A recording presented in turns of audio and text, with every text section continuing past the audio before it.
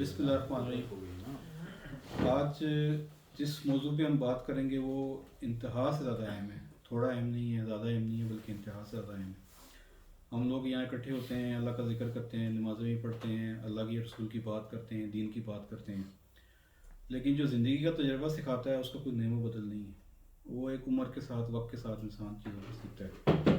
جو لب لباب ہے ہمارے معاشرے کا، نہ صرف پاکستان کا، میں ایک جنرل بات کروں، پاکستان کو تو ہم ویسے ایگزامپل کے طور پہ کوٹ کریں، لیکن یہ بات پورے 8 ارب لوگوں کی ہوگی۔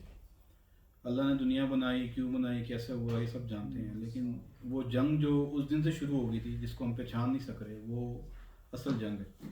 تو آج جس ٹاپک پہ بات ہو رہی ہے وہ ہے حل، جو کوئی بتاتا نہیں۔ بہت ہمارے دین میں کمزوری ظاہر کی گئی کہ جیسے دین میں مکمل ہی، دین تو مکمل تھا، ہم نے مکمل امپلیمنٹ ہی نہیں کیا۔ اصل بات یہ ہے کہ بہت سے حضرات ہیں جو عالم بھی ہیں، مفتی بھی ہیں، حافظ قرآن بھی ہیں، قرآن کو جانتے ہیں، حدیثوں کا ریفرنس بڑے زبردست ان کو یاد ہوتے ہیں، اور شاید ہمارے ملک میں اس کا سب سے زیادہ حافظ ہے۔ شاید ہو سکتا ہے اور ملکوں میں بھی ہوں، لیکن ویسے ہمارے ملک میں حافظ بننے کا رواج بہت زیادہ۔ انفارچونیٹلی زیادہ تر لوگوں کو اس بات کا یہ نہیں پتہ ہوتا اس میں کیا لکھا ہوا ہے، حفظ تو کر لیتے ہیں، تو وہ ظاہر بات ہے وہ ایک طرح سے ویسٹ ہو جاتا ہے کہ ہمیں یہ نہیں پتہ ہم نے حفظ کیا کیا ہے۔ پھر اس کے اندر ایک اور مسئلہ آ جاتا ہے، کیونکہ عربی زبان میں قرآن شریف ہے، اور میں نے کئی اسکالرس کو سنا ہے، اور مجھے ایک بات بڑی زبردست محسوس ہوئی ہے، مجھے بتانی بھی ضروری ہے کہ قرآن شریف اتنی وسیع زبان میں لکھا گیا ہے کہ ایک مثال دی جا رہی تھی کہ شیر کے بچے کی، کہ شیر کے بچے کے پتہ نہیں کتنے نام ہیں۔ اس نام سے پتہ لگتا ہے کہ شیر کس پوزیشن میں بیٹھا ہوا تھا شکار سے پہلے، یا وہ کس عمر کا تھا۔ وہ تقریباً 4 5 کے 6 نام تقریباً میں نے ویسے سنے۔ یہ مثال دینے کا مقصد ہے کہ عربی زبان بہت وسیع ہے۔ یہ ایسی ہے کہ جیسے ایک سمندر ہے، اس کو آپ ایک کوزے میں بند کرنا چاہیں تو سمندر تو اتنا وسیع ہے، تو اس کو کوزے میں کیسے بند کیا جائے۔ اسی لیے جب قرآن شریف کا ترجمہ کیا جاتا ہے اردو زبان میں یا اور زبانوں میں بھی، تو اس کی وہ ایگزیکٹ ورڈنگ اور گرامر نہیں استعمال کی جا سکتی جیسی عربی زبان میں اس کو آلریڈی بیان کیا گیا۔ اسی وجہ سے تھوڑا تھوڑا کئی دفعہ ٹرانسلیشن میں بھی فرق آیا تھا۔ تو وہ فرق بیسکلی بدنیتی کی وجہ سے نہیں ہوتا، وہ انڈرسٹینڈنگ کا فرق ہوتا ہے۔ مقصد یہ ہے آج کی بات کرنے کا کہ شیطان سے جنگ ہماری شروع ہو گئی تھی اس دنیا میں آنے سے پہلے۔ اللہ تعالیٰ نے جب شیطان سے یہ بات ہوئی، کیونکہ اللہ حکمت والا ہے، وہ سب جانتا ہے کون کیا کرے گا، کب کیسے کرے گا، تو شیطان نے یہ چیلنج کیا تھا کہ میں تیرے بندوں کو بھٹکاؤں گا، اور اللہ تعالیٰ نے قرآن شریف میں بڑا واضح کیا کہ تم جو میرے بندے ہوں گے نا، ان کو تم نہیں بھٹکا سکتے۔ اب اللہ کے وہ کون سے بندے ہیں جو نہیں بھٹکتے؟ عام طور پہ تو اثرات شیطان پہ، کیونکہ قرآن حدیث میں واضح ہے کہ وہ 6 جگہ سے اٹیک کرتا ہے، سامنے سے، آگے، مطلب آگے پیچھے سے، رائٹ سے، لیفٹ سے، اوپر نیچے سے، 6 جگہیں بتائی گئی ہیں۔ اور حدیثوں میں یہ ریفرنس بھی ہے کہ وہ آپ کے اندر خون کی طرح آپ کے اندر فلوٹ کرتا ہے۔ اس کا تو مطلب یہ ہے کہ شیطان کو تو ہم نہ پکڑ سکتے ہیں، نہ اس کو مار سکتے ہیں، اور منع بھی کیا کہ شیطان کو برا بلا نہیں کہنا۔ یہ اتنی حکمت کی باتیں ہیں، ایک سرٹن لیول کی بات سمجھ آتی ہے کہ کیوں منع کیا گیا۔ حقیقت میں ہم اس سے فائٹ اس طریقے سے نہیں کر سکتے کہ وہ سامنے آئے گا، ہم ماریں گے، ہم جیت جائیں گے، ہماری خواہش پوری ہو جائے گی، ایسا نہیں۔ تو یہ جو جنگ ہے یہ اس وقت پوری دنیا میں جاری ساری ہے۔ جوں جوں وقت گزرتا جا رہا ہے، شیطان کی حکمتیں، اس کا علم چونکہ ویسے ہی بہت زیادہ ہے، ہم سے وہ پہلے سے موجود ہے، وہ اتنی زیادہ ایڈوانس ہے کہ ہمیں پتہ بھی نہیں لگتا، وہ ہمیں بیوقوف لگتا ہے۔ مثال کے طور پہ ایک بندہ ہے، وہ نیکی کے راستے پہ چل رہا ہے، اسے یہ بڑا پسند ہے کہ وہ اسے یہ پتہ ہے، بتایا جائے کہ وہ نیک ہے یا نیکی پہ۔ آپ یقین مانیں، یہ تجربات سے بات کروں کہ کسی کتاب سے نہیں کر رہا، کہ وہ آپ کو وہی خواب دکھانا شروع کرتا ہے جس میں آپ کو یہ لگے گا کہ آپ بڑے نیک ہو گے۔ آپ زمزم کا پانی پی رہے ہیں، آپ مکہ کا طواف کر رہے ہیں، آپ نمازیں پڑھ رہے ہیں، خواب میں آپ کہیں گے لو جی میں تو بڑا نیک ہو گیا۔ اتنی ٹیکٹکس وہ یوز کرتا ہے، اور یہ بالکل آپ اس کی کنٹرول میں ہوتے ہیں۔ بہت کم ہوتا ہے کہ روحانی طور پہ خواب سچا ہو، کیونکہ خوابوں کے بارے میں آپ کو بڑا واضح بتا رہا ہوں، نبوت کا جو معاملہ ہے، پیغمبر ہیں، نبی ہیں، انہیں جو خواب آتے ہیں وہ وہی کی صورت میں آتے ہیں، وہ 100% ایکوریٹ ہوتے ہیں، اس میں ایرر نہیں ہوتا۔ اولیاء اللہ کو جو خواب آتے ہیں اس حدیث کے مطابق وہ 46% سچے ہوتے ہیں، اگر جو واقعی وہ اللہ کا ولی ہو، یعنی کہ 50% پھر بھی نہیں ہے، 50 سے کم ہے، 46%۔ اور عام لوگوں کو جو خواب آتے ہیں ظاہر بات اس کی ریشو بہت زیادہ کم ہو جاتی ہے، تو وہ سچے خواب آنا 100 میں سے 1 2 آ گئے، 5 آ گئے، یہ آپ کہہ سکتے ہیں جنرلی ہوگا ایسا کچھ۔ تو ہمارے لوگ خوابوں پہ بہت بلیو کرتے ہیں، خواب سچے بھی ہوتے ہیں اس میں نو ڈاؤٹ، لیکن آپ کو ٹریک سے ہٹایا جاتا ہے۔ شیطان کے حملے آپ نے بڑے سنے ہوں گے، کیونکہ کئی قرآن حدیث میں تو ہیں ہی، اور جو اولیاء اللہ کی کتابیں ہیں اس میں ایسے بہت سارے واقعات ہیں، وہ واقعی بندے کے لیول کے حساب سے اس کو ڈیل کرتا ہے۔ تو یہ جنگ ہم نے اب جیتنی کیسے ہے؟ اس وقت معاشرے میں جھوٹ، بے ایمانی، کرپشن، بغض، حسد، نظر، ایسی بہت ساری چیزیں ہیں، اور یہاں تک کہ حضرت لوط علیہ السلام کی جو قوم میں خرابیاں تھیں جو پہلی بار سامنے آئی تھی، جو قرآن حدیث سے بھی ثابت ہیں اور بھی ہسٹری کی کتابوں میں، उस शैतान का नाम था लाकीस, जहाँ से ये सिलसिला शुरू होता। उसने ट्रैक से हटाया था कि आप औरत को औरत की ज़रूरत है, ये मरती, और ये चीज़ पहली बार हुई और अल्लाह ताला को इस बार इतना गुस्सा आया कि अल्लाह ताला ने उस कौम को ही ख़त्म कर दिया। वो बीमारी उस वक्त उस तरह तो ख़त्म होगी, लेकिन आज वो बीमारी अनफॉर्चुनेटली हमारे पाकिस्तान में, और यहाँ तक कि हमें यहाँ भी शिकायतें मिल रही हैं, माँ बाप परेशान हैं कि उनके बेटे बेटियाँ ऐसे कामों में मुलवस हैं। 10-20% तक इसका रेशो सुनने में आ रही है, अल्लाह बेहतर जानता है कितनी एग्जैक्ट है। तो उनकी शादियाँ कैसे होंगी जब नस्लें ही आगे नहीं बढ़ेंगी। आखिर हम में से जो लोग मिडिल एज में पहुँच गए हैं, हमारे बच्चे जवान हो रहे हैं, कोई टीन एज में है, कोई टीन एज क्रॉस कर गए हैं, कोई टीन एज में एंटर हो रहे हैं, हमने इन चीज़ों से कैसे जान छुड़ानी है। इसके अलावा जो इतनी बेईमानी करप्शन शुरू हो गई है, सिर्फ शोर मचाने में हम लोग सबसे आगे हैं, लेकिन हम हाल की तरफ नहीं जाते। और हम ये गौर नहीं करते कि जो कुरान शरीफ की आयतें हैं, सूरतें हैं, इनकी डिजिट्स के साथ बड़ा ताल्लुक है कि फ़लाँ हुक्म इतनी बार आया, फ़लाँ हुक्म यानी कि आया सख्ती का आया या नरमी का आया। ये सारी एक इल्म आदात जो है ना, इसका भी एक इल्म है, इसके ज़रिए भी ये चीज़ें पता लगती हैं। तो असल मसला ये है कि जो बेतहाशा कंप्लेंट्स इस वक्त आ रही हैं, अब हम इस्लाम कहते हैं कि शादी करनी इंतहाई आसान है, जबकि हमारे मुल्क में मेहंदी भी है, बारात भी है, जो जिसका इस्लाम से कोई ताल्लुक नहीं है। जहेज़ आप इस तरह से दे सकते हैं कि बहुत ज़रूरत की कुछ चीज़ें दे दें, चलो वो अपनी बेटी को दे रहे हैं, ठीक है, लेकिन जहेज़ वगैरह डिमांड किया जाता है, शादियाँ रुक जाती हैं या होती ही नहीं है। इस वक्त अखबारों में भी आजकल आ रहा है कि 1 करोड़ से ऊपर लड़कियाँ पाकिस्तान में ऐसी हैं जिनकी उम्रें 35 साल हो गई हैं, उनकी शादियाँ नहीं हो रही। आखिर ये मसले कौन हल करेगा? वो कौन सा कानून, वो कौन सा निज़ाम है, वो कौन सी चीज़ है जो दिलों को साफ़ कर देगी और लोगों को असल दीन की तरफ ले आएगी? कि अल्लाह के रसूल ने हमें ये नहीं बताया कि आने वाले वक्त में दीन एक बार फिर उठेगा? क्या आज हमारा फ़र्ज़ नहीं है, आपका मेरा, जो लोग सुन रहे हैं, जो लोग आप आइंदा भी सुनेंगे, कि हम भी उसमें हिस्सा डालें? ये होना है। ये अल्टीमेटली जब बुराई इंतहा पे पहुंचती है तो अच्छाई की शुरुआत हो जाती है। जितने भी इनकलाब आए हैं वो इंतहा के बाद आते हैं। अल्लाह ताला बिल्कुल एंड पे जाके, जैसा कहते हैं 11th आवर पे आपकी हेल्प करता है। तो ये अल्टीमेटली होना है, लेकिन क्या पता हमारी ज़िंदगी में ये मौके ना आए। लेकिन आज तो हम मौजूद हैं, आज तो हम कुछ कर सकते हैं ना। आज तो हमें चाहिए कि हम इसमें हिस्सा डालें। अगर गज़वा हिंद का हम इंतज़ार कर रहे हैं, वो हो सकता है हमारी ज़िंदगी में ना आए, हमारे बच्चों की ज़िंदगी में आए, उनकी ज़िंदगी में। तो हमारी क्या जॉब नहीं है कि हम आज ही कुछ कर लें? जो थोड़ा बहुत कर सकते हैं वो करें। आज हम दियार गैर में बैठे हुए हैं, क्यों बैठे हुए हैं? इसकी वजह यह है कि हमारे मुल्क में वो निज़ाम ही नहीं है कि हमें वो वहाँ पे वो कंफर्ट मिले जो हमें यहाँ मिल रहा है। तो क्या वो कंफर्ट पाकिस्तान में क्रिएट ही किया जा सकता? सारे मसफसात की जड़ यही है कि हमने अल्लाह ताला से दुश्मनी मोल ली हुई है। कि अल्लाह ने कहा था कि शैतान से बचो। कैसे बचो? अपने आप को पाक साफ रखो, वुज़ू में रहो, नमाज़ पढ़ो। हमारे में ऐसे मुल्क में मुझे नहीं पता, लेकिन शायद 5-10% लोग ही शायद रेगुलर नमाज़ पढ़ते होंगे, क्योंकि मस्जिदों की में रश से अंदाज़ा हो जाता है कि जुम्मे वाले दिन तो होता है आम नमाज में पहली दूसरी साफ़ी भरती है मुश्किल से, तीसरी चौथी तक मुश्किल ही बात जाती है। इससे अंदाज़ा हो जाता है कि लोगों का दीन की तरफ ध्यान ही नहीं है। टाइम होता है, पढ़ सकते हैं, ऑफिस में पढ़ सकते हैं, घर में पढ़ सकते हैं। नमाज की इतनी इंपॉर्टेंस क्यों है? क्या ये सिर्फ फ़र्ज़ ही है या ये हमें वो भी बेनिफिट देती है? जिस वक्त आप वज़ू करते हैं, आप कभी गौर करें, आप वज़ू नहीं करते, आप नहा रहे होते हैं। जब आपके वज़ू आप करते हैं, आप बाजुओं पे से वज़ू करते हैं, आप आँखों पे पानी डालते हैं, आप कुल्ली करते हैं। इवन के एक बार बात हो रही थी तो वो आपको शायद सुना हो आपने कि नाक में उंगली डाल के जो उसका हुक्म है, जो हम ये लेफ्ट फिंगर फिंगर यूज़ करते हैं, ये क्यों करते हैं? कभी किसी ने ये बात बताई है?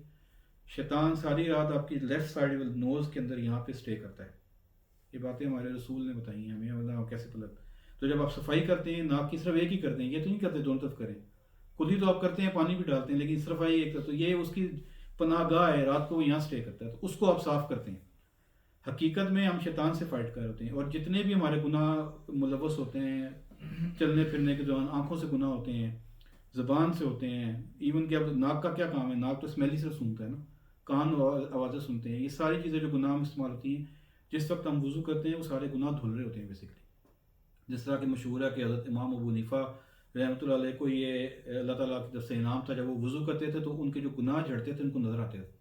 तो बेसिकली वज़ू ये चीज़ है। अगर आप वज़ू की कोई इसकी अहमियत को समझें तो आइंदा आप इतने अच्छे तरीके से वज़ू करेंगे कि आप कहेंगे मैं पूरा का पूरा नहा जाऊँ जैसे, यानी कि पानी ऐसा कोई भी ना हो जहाँ पे वो जगह खाली खुश्क रह जाए। वज़ू की इतनी अहमियत है, इसलिए कामिल वज़ू करना जो है ना ज़रूरी है। आपको मुकम्मल धोना चाहिए अपने आप। इसी तरह जब आप नमाज़ पढ़ते हैं तो पहली नमाज से अगली नमाज के दौरान जो गुनाह होते हैं रुकू और सजदे में, वो धुल जाते हैं। इसके अलावा आप वज़ू में रहते हैं तो ये जिन्नात शैतान इनका इम्पैक्ट आपके ऊपर होता ही नहीं है, अगर हो भी तो बहुत कम होता है। तो नमाज इतनी अहम है। और अल्लाह का जिक्र हदीस के मुताबिक वो ताकत रखता है कि अगर कोई अल्लाह का जिक्र करता रहे तो शैतान दिल से चिपका होता है, क्योंकि शैतान आपके यहाँ पे अटैक करता है, ख्वाहिश पैदा करता है और आप गलत काम कर बैठते हैं। तो जिक्र करने से शैतान आपके पास ही भटकता है और आपकी रूहानी ताकत बढ़ जाती है। پورا معاشرہ 25 کروڑ لوگوں کی میں بات کر رہا ہوں، چند لوگوں کو چھوڑ کے جو نمازی پرہیزگار ہیں یا تسبیحاں پڑھتے ہیں، جو ذکر کرتے ہیں، اولیاء اللہ کی جو ریسرچ یا میری ذاتی تھوڑی بہت جو تھوڑی سی مجھے ان سے ملی ہے یا علم والوں لوگوں سے میں سنا ہے، کیونکہ علم تو میرے پاس نہیں ہے، لیکن چلو جو سنا ہے، ہر گھر افیکٹڈ ہے اس وقت تقریباً ہمارے معاشرے میں، چاہے وہ شیاطین سے ہے چاہے وہ جنات سے ہے. لیکن لوگوں کو شاید یہ لگتا ہے کہ ہمارا دین کمزور ہے کہ ہم ان سے فائٹ نہیں کر سکتے. ہم فائٹ کرنے کی ہمیں ضرورت ہی نہیں ہے، ہم اپنی پروڈکشن ضرور کر سکتے ہیں. اور پروڈکشن وضو ہے، نماز ہے اور اللہ کا ذکر ہے. یہ جو شادیاں رک گئی ہیں، کاروبار میں مصیبتیں پریشانیاں، کسی نے جادو کر دیا، کسی نے میرے کہ حسد کر دی، نظر لگا دی، کسی نے میرے ساتھ یہ کر دیا ہے، بغض ہے، حسد ہے، نفرتیں پل رہی ہیں، اور اتنی ڈویژن ہو گئی ہے قوم میں، اتنی سیاسی جماعتیں بن رہی ہیں. اگلے 5-10 سال میں ہو سکتا ہے 1-2 اور نہیں آ جائے، آبادی بڑھ رہی ہے. اسی طرح فرقے ہیں، یہ بڑھتے جا رہے ہیں. یہ کون ہے جو ان کو پیچھے ڈرائیو کر رہا ہے؟ یہ شیطانیت ہے. میں نے ایک شیطان کا نام لیا جو ایک پرپس کے لیے صرف کام کر رہا ہے، میں نے اس کا نام بھی بتا دیا. اسی طرح ان کے پورے خاندان ہیں جو مختلف معاملات میں آتے ہیں، اور آپ کو ان کی جابس ہیں بیسکلی. شیطانوں کی ان کے بڑوں سے جاب لگائی ہوئی جو یہ کام کرتے ہیں اور آپ کو بھٹکا دیتے ہیں اور آپ کو پتہ ہی نہیں لگتا. اس سے بچنے کا بہترین حل جو ہے وہ ذکر الہ ہی ہے. یہ اللہ اور رسول کی بتائی ہوئی باتیں، یہ ہماری نہیں ہیں. سب سے پہلے ہم معاشرے کو کلین کریں گے، اور اس کو مد نظر رکھتے ہوئے میں پچھلے 1 ہفتے سے 10 دن سے، ویسے تو یہ پلان میرا بہت پہلے سے تھا کہ ہمیں کچھ کرنا چاہیے زندگی میں، بچپن سے میرے دل میں چیزیں تھیں. میں بڑے نام سوچے کہ کوئی ایسی تحریک ہو، کیونکہ آپ کیسے سمجھیں گے کہ کون سے لوگ ہیں جو کچھ کر رہے ہیں، وہ کون سی جماعت ہے؟ کیونکہ ہم تو نہ تو ہم کوئی سیاسی جماعت ہے، نہ ہم کوئی اس طرح کی کوئی مذہبی جماعت ہے کہ جو ہم کچھ کرنا چاہتے ہیں. ہم بیسیکلی لوگوں کو اللہ سے کنیکٹ کرنا چاہتے ہیں، اور ہم چاہتے ہیں کہ لوگ جو ہیں ان کے گھروں میں برکتیں نازل ہوں. یہ جو رکاوٹیں پیدا ہوئی ہیں یہ ختم ہوں، بیماریاں پریشانیاں. میں آپ کے سامنے بیٹھا ہوں، 11 سال میں بیڈ پہ لیٹوں.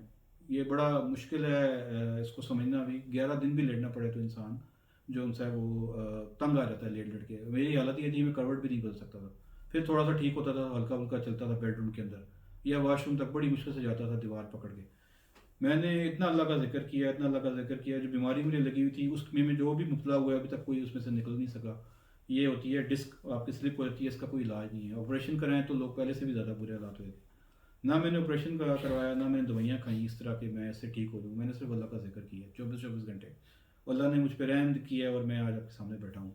11 سال میرے اسی میں گزرے. پھر اس میں انزائٹی ڈپریشن ایڈ ہو گیا، بہت ساری چیزیں. اللہ رحم اس وقت کرتا ہے جس وقت آپ اللہ سے کنیکٹ ہوتے ہیں. مکہ سے مدینہ تک ایک مخصوص جگہ ہے جس میں ہمیں اولیاء اللہ سے پتہ لگا کہ شاید 70 انبیاء کرام کی قبریں یا شاید اس سے زیادہ ہیں، ایگزیکٹلی مجھے نہیں پتا.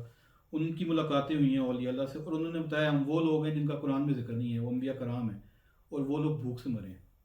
یار آپ یہ سوچیں کہ اللہ تعالیٰ کے نبی پیغمبر رسول، اگر اللہ تعالیٰ نے ان کو آزمائش سے گزارا کہ بھوک سے وہ مرے ہیں، تو اللہ کو کیا ان پہ رحم نہیں آیا؟ کیا وہ اللہ کے خاص بندے نہیں تھے؟ عام انسان تو نبی پیغمبر نہیں بن سکتا جتنا مرضی نیک ہو. اللہ کا ولی پہ صحابی نہیں بن سکتا، صحابی پیغمبر نہیں بن سکتے، کیونکہ یہ اللہ کی کلاسیفیکیشن ہے. تو اللہ کا قرب حاصل کرنا اتنا آسان نہیں جتنا ہم لوگوں نے سمجھ لی ہے. 5 نمازیں تو بڑی بیسک ہیں. میرا جو آج کا آپ پیغام ہے سب کے لیے، تمام لوگ روزانہ کی بنیاد پہ، یہ آزمائی بھی بات ہے اور یہ حدیثوں میں اس کا ذکر ہے. حسرت رہے گی ان لوگوں کو جو یہ عمل نہیں کریں گے. مثلا کسی کو اگر یہ شک ہے کہ میرے گھر پہ کسی نے جادو کر دیا، فیملی بھی کیا ہوا ہے، گھر پہ کیا ہوا ہے، وہ روزانہ سورہ بقرہ کی یا تو تلاوت کرے. اگر نہیں کر سکتا تو یوٹیوب میں موجود ہے MP3 وہ فارمیٹ میں، 1 گھنٹہ 19 منٹ کی ہے. آپ روزانہ اسے صبح لگا دیں، شام کو سن لیں. آپ کے گھر میں جو فسادات ہیں، لڑائی جھگڑے میاں بیوی میں، سب سے زیادہ جو اہم کھیل شیطان کا اس وقت ہے وہ میاں بیوی میں لڑائی کرانا ہے. وہ لڑ رہے تو ان کو یہ نہیں پتا ہوتا کہ ہم کیوں لڑ رہے. 100% وہ اٹیک ہوتا ہے اور وہ چاہتا ہے کہ یہ لڑیں اور طلاق ہو، کیونکہ سب سے یہ برا عمل سمجھا جاتا ہے. ہمارے دین میں تو ہے کہ میاں بیوی کو الگ کرنا بہت بڑا گناہ ہے، اور شیطان کا سب سے بڑا مشغلہ ہی یہ ہے، کیونکہ یہ تو قرآن و حدیث میں لکھا ہوا ہے نا. یہ میں اپنے پاس سے تو کوئی چیز نہیں کہہ رہا. اسی طرح اس کے مختلف ڈفرینٹ اینگلس پہ وہ آپ کو کرتا ہے اور آپ کو ٹریک سیٹ آتا ہے. تو انتہائی نازک دور سے ہم گزر رہے ہیں. ہمیں بہت سخت ضرورت ہے کہ ہم اپنے بیوی بچوں کو، ماں باپ بہن بھائی جو ہمارے ساتھ رہتے ہیں اور جو نہیں بھی رہتے، انہیں بھی یہ ترغیب دیں کہ سورہ بقرہ اللہ کے رسول نے بتائی ہوئی ہے. یہ اتنا پاورفل میتھڈ ہے کہ جس طرح کوہان ہوتا ہے نا، اونٹ کا کوہان ہوتا ہے کہ وہ ایک ابھرا ہوتا ہے، اسی طرح سورہ بقرہ پورے قرآن شریف میں ایک ابھری ہوئی صورت ہے، کیونکہ سب سے بڑی صورت ہے قرآن شریف. جو یہ پڑھے یا جو یہ سنے اس پہ دھیان لگائیں. صبح فجر کے ٹائم آپ لگا دیں، 1 گھنٹہ 19 منٹ کی ہے، تھوڑی سے زور کے ٹائم سن لیں یا صبح کے ٹائم سن لیں. آپ کے گھر پہ کوئی شیطانی عمل نہیں ہو سکتا. آپ کو نہ کسی پیر بابے کے پاس جانے کی ضرورت ہے، نہ کسی عاملین کے پاس، نہ پیسے لگانے کی ضرورت ہے، نہ کسی کی آپ کو سفارش کی ضرورت ہے. اللہ کا نور اترتا ہے اس گھر میں، پھر یہ چیزیں اثر نہیں کرتی. اس کے علاوہ موضعتین ہیں، سب کو پتہ ہے 2 صورتیں اسپیشلی اس کے لیے ہیں. ساتھ کل اللہ احد پڑھ کے بھی آپ پھونک لیں تو آپ کو حاسدین سے پروڈکشن ہو جاتی ہے، وہ سارا کچھ ہوتا ہے. اور اس کے ساتھ اگر آپ چاہتے ہیں کہ فل پروڈکشن ملے، اور یہ جو ہمارے معاشرے میں بگاڑ پیدا ہو گیا، ہم نے اپنے بچوں کو بچانا ہے.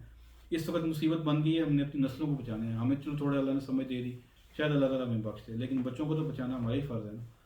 ان کو بھی آپ اس طرف لے کر آئیں. نمازیں شمازیں تو ٹھیک ہے وہ پڑھیں، بالکل پڑھیں، سورہ بقرہ کا بھی کریں. ذکر اللہ کا جو کرے گا نا، اس بندے کے اوپر یہ چیزوں کے اثرات نہیں ہوتے. میں اولیاء اللہ سے ملا اور انہوں نے مجھے تھوڑے سے اشارے دیے، کہتے ہیں کہ یہ جب آپ سرٹن لیول پہ پہنچ جاتے ہیں نا، آپ اتنے مضبوط رہتے ہیں کہ یہ چیزیں اثر نہیں کرتی. بلکہ یہ جو بندہ ایسا ذکر کرنے والا کہیں بیٹھا ہو، اس کے پاس کیا اس ایریا سے بھی نہیں گزرتی.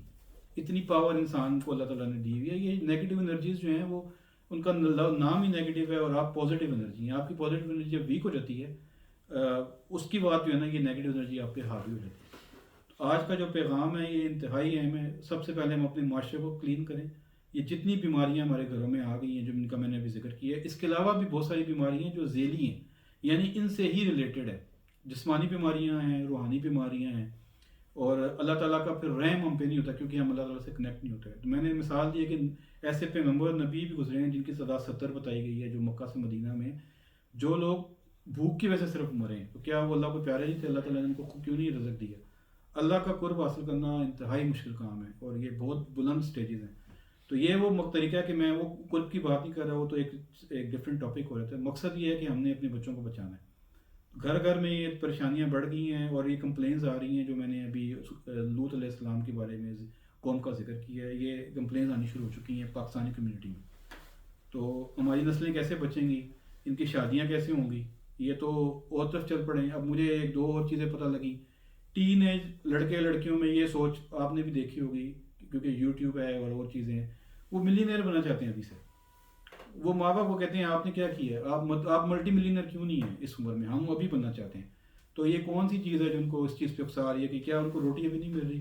اس ملک میں تو خاص طور پہ ہمارے گھروں میں اس قدر سہولتیں ہیں کہ اگر ذرا غور کریں، پرانے زمانے کے بادشاہوں کے بارے میں کہا جاتا ہے کہ گرم پانی ان کے لیے اویلیبل کیا جاتا تھا، تو وہ پھولے نہیں سماتے تھے کہ ہم گرم پانی سے نہائیں، کیونکہ وہ بادشاہ ہیں، وہ افورڈ کر سکتے تھے.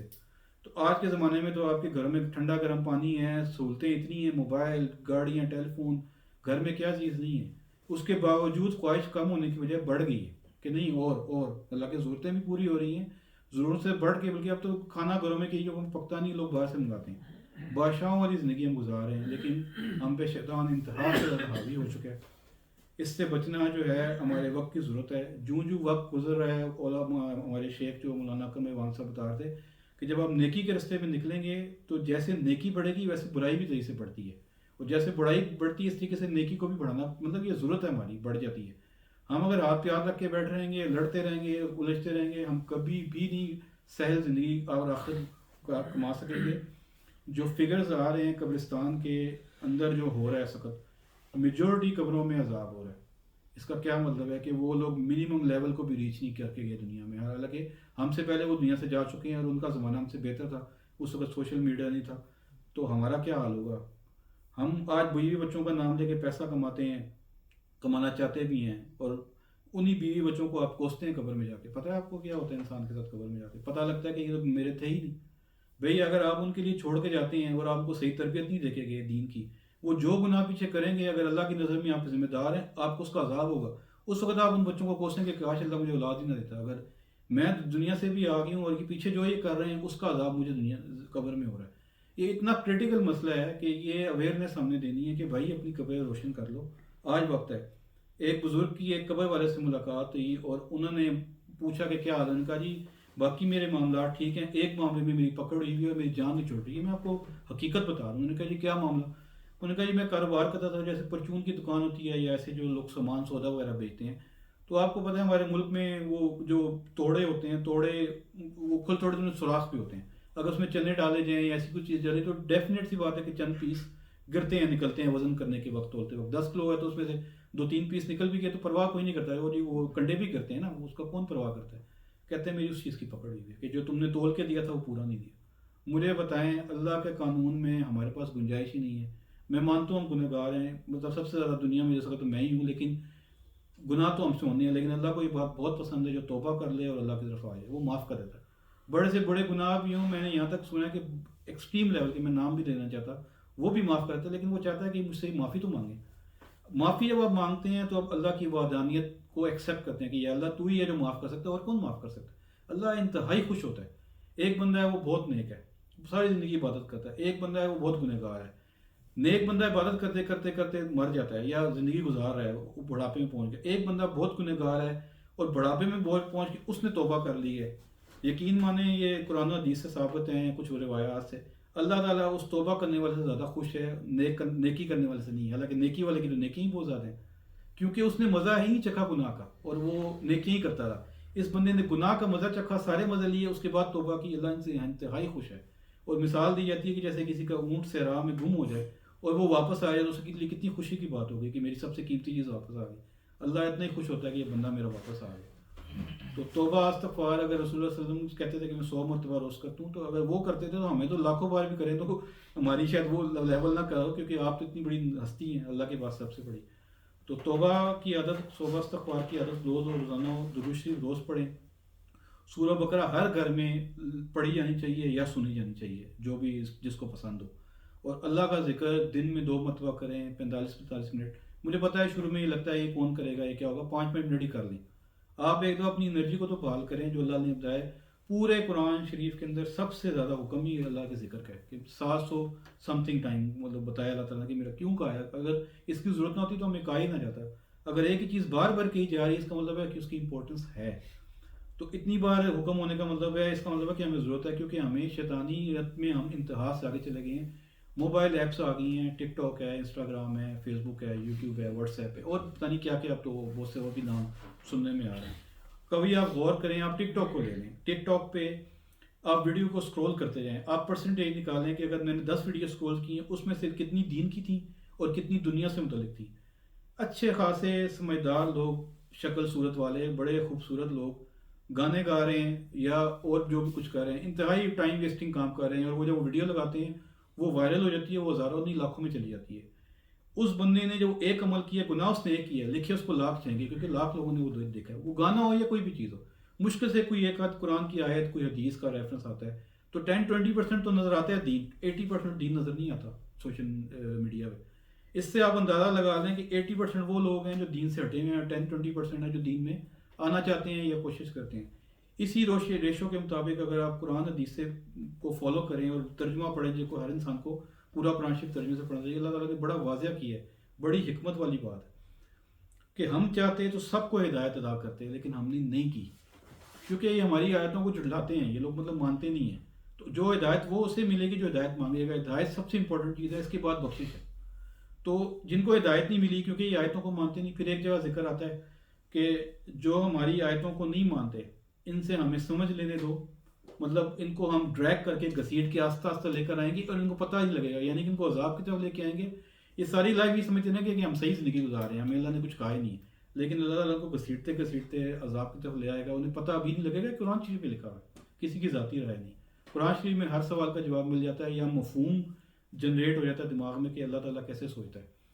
تو اللہ کو راضی کرنے کے لیے نبیوں پیغمبروں نے انتہائی سخت زندگی گزاری. حضرت امام حسین کے بارے میں ہے کہ اگر کسی کو لگتا ہے نا کہ میری زندگی بڑی سخت ہے، میرا گزارا نہیں ہو رہا، حالانکہ ہم بادشاہوں والی زندگی گزار رہے ہیں اس ملک میں، تو میری زندگی کو دیکھ لے کہ ہمارے ساتھ کیا ہوا. وہ 3 دن جو آپ پہ گزرے، میں تو اتنی ہسٹری نہیں جانتا، انتہا کے سخت تھے. پانی بھی بند، خوراک بھی بند، چھوٹے بچوں تک کو نہیں چھوڑا اور مار دیا. اور وہ سب مذاکرات کے لیے، ملاقات کے لیے جاتے انہیں ہفتے تھے، وہ تلواریں لے کے جنگ کے میدان میں نہیں اترے ہوتے. عام شہری اس طرح ایک لوگ ہوتے ہیں، عام لوگ ہوتے ہیں جا رہے ہیں، اور ظلم کی انتہا ہوئی.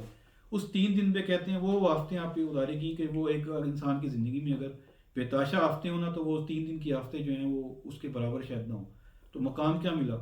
اتنی بڑی جنت ہے جس کا قرآن میں ذکر ہے، جو اس کائنات کی صرف پوری جو کائنات ہے وہ جنت کی صرف ایک سائڈ ہے. اس جنت کی سرداری ملی دونوں بھائیوں کو، امام حسن اور امام حسین کو، اور حضرت علی کرم اللہ وجہ ان کے ہیڈ ہوں گے. تو آپ دیکھیں گے کہ اللہ تعالیٰ زندگی جس کی ٹائٹ کرتا ہے نا، اس کے لیے انعام کی آگے اتنی برسات ہے کہ حدیث میں آتا ہے کہ جو لوگ اچھی خوشحال زندگی گزارتے ہیں وہ لوگ قیامت والے دن جو ان لوگوں کو دیکھیں گے جن کی زندگیاں بہت سخت ہیں، جیسے ہمارے ملک میں رکشہ ڈرائیور ہیں یا ریڑے والے بیچارے غریب لوگ ہیں، مشکل سے روٹی پوری کرتے ہیں، ان لوگوں کو جب انعامات ملتے دیکھیں گے تو امیر لوگ خواہش کریں کہ کاش ہمیں کینچوں سے کاٹا جاتا ہے، اتنی تکلیف ہو جاتی ہے اگر اتنا انعام ملنا تھا. تو انعامات کی تو آگے برسات ہے، 60,000 80,000 منیمم ملازمین کا ریفرنس مختلف جگہوں سے سننے میں آتا ہے ایک بندے کو ملیں گے. اگر اتنے ملازم ملیں گے تو کیا اس کے پاس زمین کتنی ہوگی جس کے لیے اس کو اتنے ملازمین کی ضرورت ہوگی؟ بہت وسیع زمین ہوگی ایک بندے کی. اور اولیاء اللہ جو آج بتاتے ہیں کہتے ہیں جنت اتنی بڑی ہے کہ اس وقت کی ساری آبادی اگر جنت میں شفٹ کی جائے تو جنت کا ایک کونا بھی فل نہیں ہوتا. اتنی بڑی جنت اللہ نے بنائی ہے کہ ہماری سوچ سے بھی باہر ہے، اور سہولتیں بھی انتہا سے زیادہ ہیں. لیکن سختی بھی ایسی ہی ہے کہ جس کو ہم سختی کہتے ہیں وہ سختیاں نہیں ہیں، وہ رحمتیں ہیں. اگر آپ کے گھر میں مصیبت آ گئی ہے، بیماری پریشانی آ گئی ہے، فائنینشیل سٹریس آ گیا، یا اگر تو آپ نیکی کے رستے پہ ہیں، نمازی پرہیزگار ہیں، آپ یقین مانیں آپ پہ رحمت اتر رہی ہے، اللہ تعالیٰ آپ کے گناہ کاٹ رہا ہے. اور یہ قرآن و حدیث سے ثابت ہے. یہ ایسا نہیں ہے کہ کوئی، ہاں اگر آپ خود گناہ گار ہیں، آپ سیدھے رستے پہ نہیں ہیں اور آپ سمجھ رہے ہیں کہ یہ شاید اللہ تعالیٰ رحمت کر رہا ہے، تو ہو سکتا ہے آپ نے ایسے غلط معاملات کیے ہوں کہ آپ کو سزا مل رہی ہو. حضرت علی کرم اللہ وجہ سے بھی کسی نے یہ سوال کیا تھا کہ پتہ کیسے لگے گا کہ یہ رحمت ہے یا ہم پہ عذاب ہو رہا ہے؟ تو انہوں نے کہا اگر مصیبت پریشانی کے بعد تم اللہ کی طرف موڑ جاؤ تو یہ رحمت ہے، اور اگر اس کے بعد وجود، جس طرح کہ یہ لوگ بہت بیمار ہو جاتے ہیں، اس کے باوجود وہ نماز کی طرف نہیں آتے، دین کی طرف نہیں آتے، تو وہ سزا ہوتی ہے، وہ رحمت نہیں ہوتی. حضرت علی کرم اللہ وجہ کو ماشاء اللہ سب جانتے ہیں، علم کا کی انتہا تھی. اسی طرح بہت ساری مثالیں موجود ہیں. میرا پورا آج بیان کا مقصد صرف یہ ہے کہ آج اللہ کی طرف آ جائیں. ہو سکتا ہے میرا آج یہ آخری دن ہی ہو، آج آخری رات ہو، میں آج پیغام ریکارڈ کروں اور دنیا سے چلا جاؤں، تو کم سے کم یہ تو ہوگا نا کہ چلو یار کچھ تو کر گیا. اتنا امیر تو میں نہیں ہوں کہ پاکستان کے قرضے اتار سکوں، کوئی بہت بڑا کام کر سکوں، لیکن چلو پیغام تو پھیلایا جا سکتا ہے. تو دین کو پھیلایا جائے. یہ کمرہ ایسا کمرہ ہے، اس جگہ سے جو دین پھیلایا جائے گا. میں چیلنج تو نہیں کر رہا، لیکن ایک ویسے بات سمجھانا چاہ رہا ہوں. انشاءاللہ ہم شریعت اور روحانیت مکمل دین ہے، قرآن حدیث سے ثابت ہے، ہم مکمل دین کو یہاں سے لے کے چلیں گے. ہم فقی مسئلوں میں نہیں پڑھیں گے کیونکہ اس کے لیے عالم دین ہونا لازم ہے، وہ ہم ہیں نہیں. ہم نارمل بات کریں گے کہ نماز پڑھو، روزہ رکھو، ان کی بہت اہمیت ہے، اپنے آپ کو پاک صاف رکھو، اچھی زندگی گزارو جو کہ اللہ نے کہا ہے. اچھا کھاؤ، اچھا پیو اور اچھا لباس پہنو. یہ دین میں منع نہیں ہے، لوگوں نے پتہ نہیں کیسے کانسیپٹ گڑھ لی ہیں، تو اللہ کا حکم ہے. تو ہم ایک اچھی زندگی گزارنے کے لیے ڈائریکشن دیں گے اور بتائیں گے کہ معاملات کیسے حل ہونے ہیں. ابھی کا جو مسئلہ اس کا ہمارے زیر بحث ہے، جو گھر گھر بن چکا ہے. سوشل میڈیا کو تو چھوڑیں، آپ ہمارے ٹی وی چینلز پہ ڈرامے دیکھ لیں، ان میں جو واحیاتی شروع ہو گئی ہے. امیجن کر لیں صرف آپ کہ آپ یہ قبول کر سکتے ہیں کیونکہ دین ہے، دین پہ بات شرم کریں گے تو بات سمجھا نہیں سکیں گے کہ کوئی شادی شدہ بندہ جس کی بیوی موجود ہے، بچے موجود ہیں، وہ یہ پسند کرے گا کہ وہ ڈرامے میں جا کے کام کرے اور ایک غیر نامحرم مرد کے ساتھ ڈرامے میں اس کی بیوی بن جائے. اور آج کل تو ڈراموں میں وہ ایک ہی بیڈ پہ لیٹے ہوئے ہیں، میاں بیوی بنے ہوئے باتیں بھی کر رہے ہیں. کوئی غیرت مند شخص یہ گوارا کرے گا؟ رسول اللہ صلی اللہ علیہ وسلم کی حدیث ہے، اس کا مفہوم میں بیان کرتا ہوں کہ وہ بغیرت ہے وہ شخص جس کی بیوی گھر سے پردے کے بغیر باہر نکلے، یعنی کہ اس حلیے میں جائے اور اسی حلیے میں لوٹ کر واپس گھر آئے. یہ آپ صلی اللہ علیہ وسلم کے اتنے سخت الفاظ ہیں، یہ اس ایک ایکشن کے اوپر یہ الفاظ ہیں. تو ہمارے تو ڈرامے ماشاءاللہ سے اتنی قسطیں آتی ہیں ایک ڈرامے کی، اور شرم کی انتہا ہو گئی ہے. نانی دادی ہوں یا لڑکا لڑکی ہوں یا ینگسٹرز ہوں، کوئی تمیز نہیں رہی، کوئی کچھ نہیں رہا. اس کو کون روکے گا؟ ہم نے روکنا ہے. ہم نے روکا مطلب یہ نہیں کہ ہم اٹھ کے جا کے ٹی وی چینل سے لڑائیاں شروع کر دیں گے. ہم نے اپنے معاشرے کو کلین کرنا ہے. کلین کرنے کا گھر گھر کا طریقہ ذکر الہی ہے، نمازوں کی پابندی ہے، درود شریف پڑھیں، استغفار کریں. اور یہ جب آپ شروع کریں گے، ایک بندہ گھر کا میاں شروع کرے گا تو بیوی اس کے ساتھ جائیں گے، بچوں پہ جائیں گے، دھیرے دھیرے آپ کو نظر آئے گا. اور سورہ بقرہ کا تو اگر آپ عمل کریں گے، آپ کو پہلے دن اگر آپ کے گھر میں لڑائیاں چل رہی ہیں اور آپ کہتے ہیں لڑائی ہونے کی وجہ بھی کوئی نہیں، لڑائی بہت ہوتی ہے، یقین مانیں اللہ بہتر جانتا ہے، لیکن جو تھوڑا تجربہ ہے آپ پہلے دن ہی اس کا افیکٹ آنا شروع ہو جائے گا. وہ لڑائیاں کام ڈاؤن ہو جائیں گی اور آپ کہیں گے یار برکت نظر ہونا شروع ہو گئی ہے، مزاج میں تبدیلی نظر آئے گی آپ کو. یہ برکتیں ہیں، یہ ہمیں سمجھنی چاہیے. میں بڑے افسوس سے کہوں گا، میں نے مسجدیں بھی پھری ہیں، میں عالم دین کے ساتھ بھی بیٹھا ہوں، مفتی حضرات سے بھی میرے تعلقات ہیں، مختلف لوگوں سے. یہ چیزیں مسجدوں میں بتائی جانی چاہیے کہ یار اس طرح کا ماحول کریٹ کرو گھروں میں. مسجد میں بھی آیا کرو، اچھی بات ہے، گھر کو کلین کرو. انتہا سے زیادہ سختی ہے گھروں میں شیاطین کی وجہ سے، جنات کی وجہ سے، اور ہر گھر میں اب یہ کام شروع ہو گیا ہے. اور یہ شیاطین اور جنات ہی ہیں کہ ہم گناہ کرتے ہیں ہمیں فیل نہیں ہوتا. توبہ کرنے والا تو بچ جائے گا، لیکن اب یہ ماحول ہو گیا کہ لوگ گناہ کرتے ہیں تو کہتے ہیں یار کیا ہوا، سب کر رہے ہیں. قرآن میں لکھا ہوا ہے روح قبض ہونے سے پہلے جب انسان کے مذاکرات فرشتوں سے ہوتے ہیں تو فرشتے کہتے ہیں کیا کرتے ہو ساری زندگی؟ تو بندہ کہتا ہے جی میں تو بڑا کمزور تھا، جیسے معاشرہ چل رہا تھا میں بھی اسی طرح چل رہا تھا، مطلب جو برائیاں ہونی تھیں میں اس میں ملوث تھا. تو فرشتے کہتے ہیں تم اتنے مجبور نہیں تھے، تم وہ علاقہ چھوڑ کے بھی جا سکتے تھے. یہ کوئی ایکسکیوز نہیں ہے کہ لوگ گناہ کرتے تو میں بھی گناہ کر رہا تھا. یہ ایکسکیوز اللہ کے آگے نہیں چلے گا. انسان کو اتنی صلاحیت اللہ نے دی ہے کہ وہ اپنے آپ کو روک سکتا ہے گناہوں سے. آپ کو فائٹ کرنی پڑے گا، فائٹ کریے، میں نے نہیں کرنا گناہ، زبردستی ہے، کوئی آپ کو اٹھا کے نہیں لے کے جا سکتا. تو یہ وہ مکالمے ہیں جو مرنے سے بالکل چند لمحے پہلے ہوتا ہے جس وقت ہم کہہ رہے ہوتے ہیں کہ جی وہ روح قبض ہونے سے پہلے اس کی آنکھیں کھڑی ہو گئی تھی, وہ زندہ بھی تھا, ہم سے بات بھی نہیں کر رہا تھا, اس کی روح اس وقت فرشتوں سے بات کر رہی تھی. یہ قرآن میں یہ چیز بیان کی ہے, اولیاء اللہ تو بتاتے ہی بتاتے ہیں, ہم نے بھی ان سے سنی ہے, قرآن میں بھی ہے.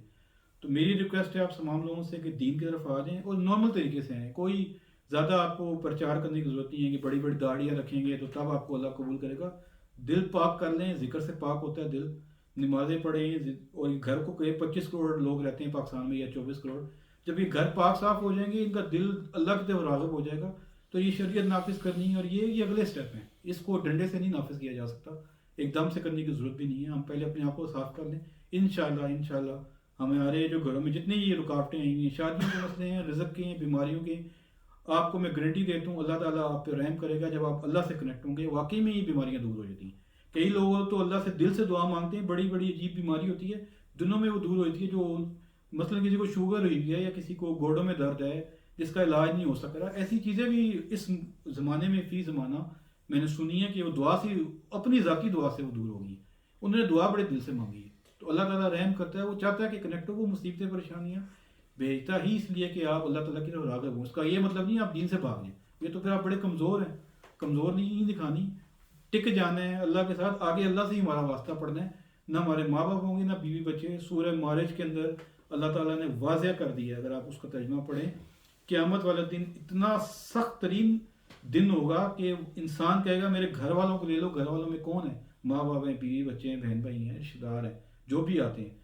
یہ سورہ معارج میں لکھا ہوا ہے کہ وہ کہے گا ان کو لے لو, میری جان چھوڑ دو. جن کے پیچھے آج ہم زمینیں جائیدادیں بنا رہے ہیں, ان سے ہم جان چھڑا رہے ہوں گے. قبر میں بھی اگر اللہ نہ کرے ہماری اولادیں نیک نہ ہوئیں, اور قیامت والا دن تو ہم ماں باپ کو بھی کہیں گے, اللہ کو کہیں گے اللہ تو ان کو بھی لے لے, میری جان چھوڑ دے, کیونکہ سامنے عذاب نظر آ رہا ہوگا. عذاب بہت شدید ہے. قرآن کی آیتیں ہیں, انہیں جھٹلایا نہیں جا سکتا. میری ریکویسٹ ہے کہ آپ اس طرف تمام لوگ آئیں. ہم ایک زبانی تحریک جو ہے وہ شروع کر رہے ہیں. ہم نے اس کے اوپر کوئی بھی کام نہیں کیا ہوا, نہ ہم نے کوئی ویب سائٹ بنائی ہے.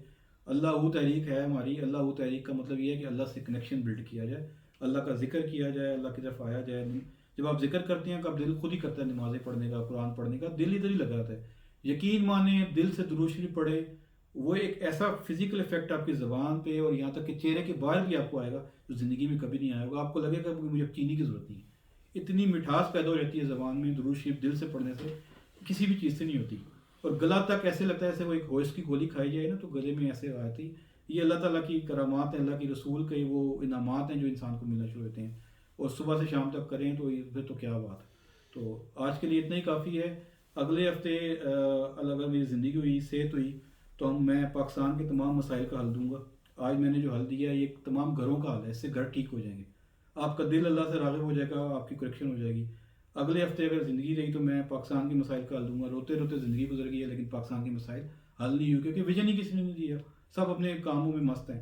اور اس سے اگلے ہفتے میں اس لندن کے مطابق ایک اور سلوشن میں نے سوچا ہے. یہ جو سود کا مسئلہ اس کا بہت زیر غور ہے, اور بڑے بڑے عالم لوگوں کی نظر میں ہیں, اور انہوں نے سود کو حلال کیا ہوا ہے. یہاں تک کہ کہتے ہیں سود کے پیسے سے مسجدیں بھی بناؤ, کاروبار بھی کرو, اور گھر بھی خریدو. یعنی کہ انہوں نے قرآن کی آیتوں کو بالکل ہی, وہ یہ بھی کہہ سکتے تھے کہ یار ہے تو حرام, لیا ہوا ہے, اللہ سے ہم معافی مانگتے ہیں. وہ درمیانی بات بھی کر سکتے تھے, انہوں نے درمیانی بات بھی نہیں کی, سیدھا حلال ہی کر دی ہے. تو یہ حالات ہو چکے ہیں ہمارے عالم دین لیول کے لوگوں کے. تو یہ بڑا غلط کام شروع ہو گیا. ہم نے اللہ سے دشمنی نہیں کرنی, دوستی کرنی ہے, اللہ کی محبت پانی ہے. تو اگلے 2 ہفتے جو ہیں میں ایک ہفتے پاکستان کے تمام مسائل کا حل دوں گا. اس سے اگلے ہفتے میں تمام یہ جو سود کا ایک میرے ذہن میں ایک ہے کہ ہم اس کو آلٹرنیٹیو کر سکتے ہیں. اس کے لیے ہمیں اتحاد کی ضرورت ہے. ہماری اتنی کمیونٹی ماشاءاللہ انگلینڈ میں ہو گئی ہے. اگر ہم اس طریقے سے چلیں تو ہم اس طریقے سے سارٹ آؤٹ کر سکتے ہیں کہ ہماری جان چھوٹ جائے گی. جو گھر لینا چاہیں گے ان کے بھی کبھی نہ کبھی اللہ تعالیٰ ان کو گھر دے دے گا, اور سود کا کام نہیں کرنا پڑے گا. تو یہ میرا مقصد یہ ہے کہ بس دین کو پھیلایا جائے, اور شریعت اور روحانیت دونوں کے ساتھ, ایک پارٹی دونوں حصے. تو انشاءاللہ ملاقات ہوگی اگلی ویڈیو میں. اللہ حافظ.